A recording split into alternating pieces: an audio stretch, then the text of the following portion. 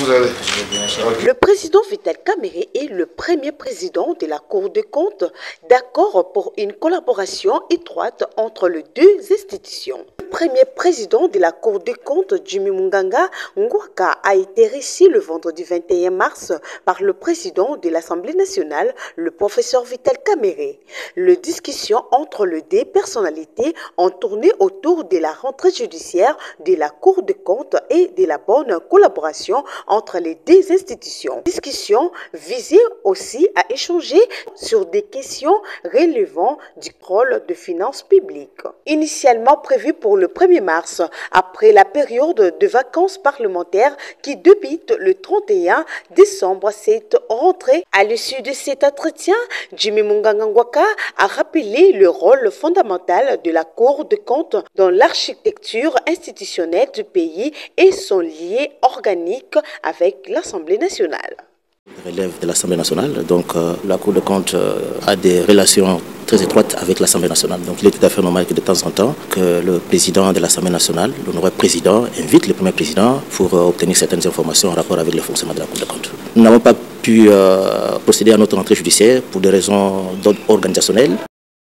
La rentrée judiciaire de la Cour des comptes constitue une étape essentielle dans le fonctionnement de cette institution, marquant la reprise de ses activités juridictionnelles et des contrôles. Cette rencontre a permis d'échanger surtout aussi sur les modalités pratiquées de cette rentrée sur l'objectif de travail avec l'Assemblée nationale. Ces échanges entre le professeur Vital Kamerhe et Jimmy Munganga témoigne la volonté de l'Assemblée nationale et de la Cour des comptes de consolider la gouvernance financière et d'assurer une gestion rigoureuse des dernières publiques, conformément aux principes de transparence et de redevabilité. Notons que la date de la rentrée judiciaire de la Cour des comptes sera relevée dans le prochain jour.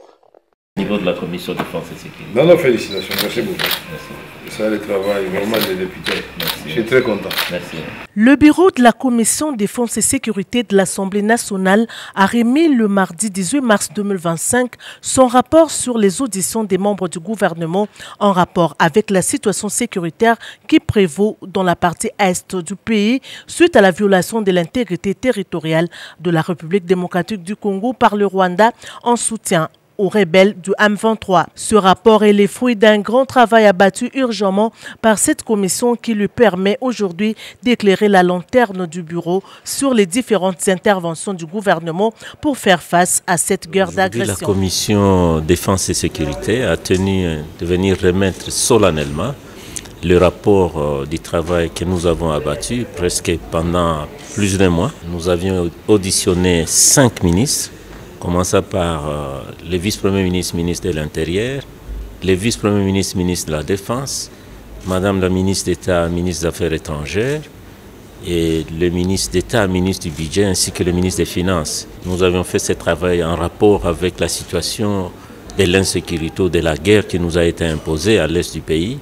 Et voilà, aujourd'hui, c'est les jours où ce travail, nous l'avons clôturé et il fallait remettre ça parce que c'est le bureau qui nous a donné ce travail. La suite est réservée aussi au volet, c'est le bureau qui saura la suite de ce rapport. Parce qu'on ne peut pas le divulguer, il faudra que ça soit exploité d'abord par le bureau. On pourra discuter de la question au cours de la plénière. Il faut noter que les membres de la commission défense et sécurité étaient obligés d'écourter leurs vacances parlementaires afin de répondre à l'appel urgent du bureau de la commission pour procéder à l'audition pendant plusieurs jours de quelques membres du gouvernement autour de la question sécuritaire à l'est.